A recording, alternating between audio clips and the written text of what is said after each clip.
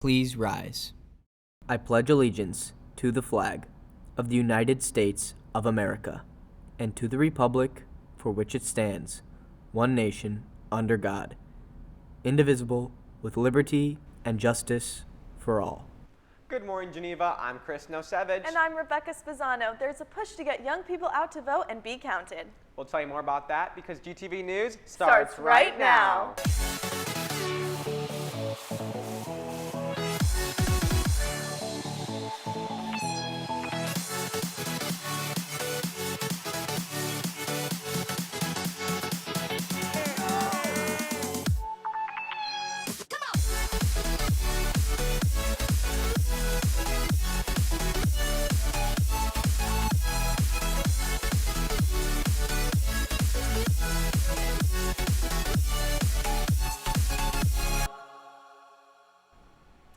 Welcome back, Geneva. Here are your morning announcements for Thursday, October 29th, 2020.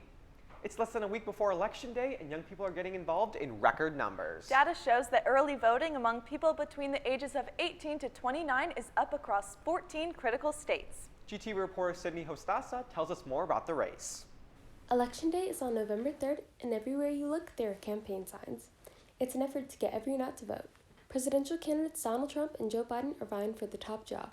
Geneva High School teacher Catherine Steele shares how COVID-19 is affecting the election and how it plays a key part in people's opinions. It seems like most of the students are pretty concerned about the coronavirus and making sure that everyone is safe. So I think at this point in time, if the virus is not, being paid attention to maybe by some of the politicians, that might change the outcome of the election.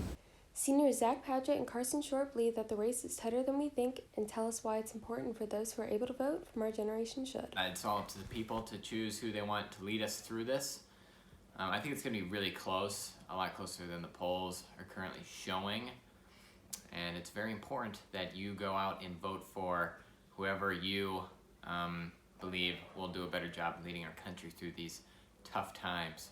Because you're the next generation, you're the people who are going to be responsible in the future for raising the next generation after us. And right now, that's a big population in the United States. You can still mail in your ballot, but in-person early voting ended in Illinois. For GTV News, I'm Sydney Hostasa. Besides the presidential race, there are numerous House and Senate seats up for grabs as well as propositions. And keep in mind, there is no school on Election Day. We're almost done with our first ever pandemic Spirit Week, and today is Viking Blue and White Day, and tomorrow is Pumpkin Day. Speaking of pumpkins, the Jack-O-Lantern Jubilee is in full force. As you can see when you walk through the Commons, all the clubs have decorated their pumpkins. Check out the displays on your way to class. Students will vote on their favorites in the categories of most original, funniest, and scariest. The winners will be awarded a prize.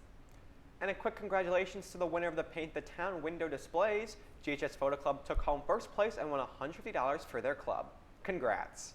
SAGA, Straight and Gay Alliance Club, is looking for new members as they plan new activities for the upcoming months. The club's theme revolves around love, respect, and pride.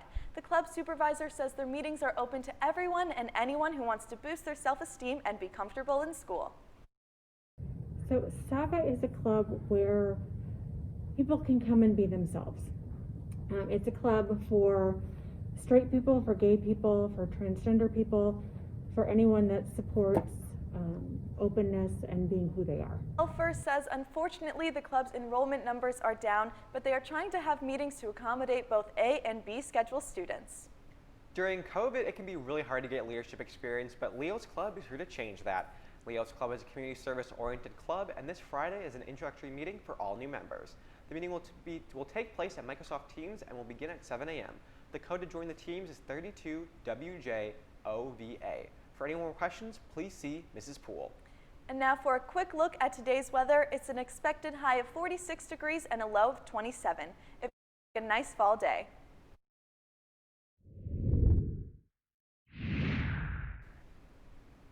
And now here's 3 to know before we go. Don't forget the school is offering free lunches to all students during the pandemic. Be sure to pick up your Blue Crew t-shirts and sweatshirts by the athletic office. And remember that tomorrow is a remote half day. One last note, we'd like to say a big congratulations to 2 GHS Larry Award members. Miss Heather Peters is here now to honor them. For almost 50 years, Geneva High School has participated in the Literary Festival, our conference writing event.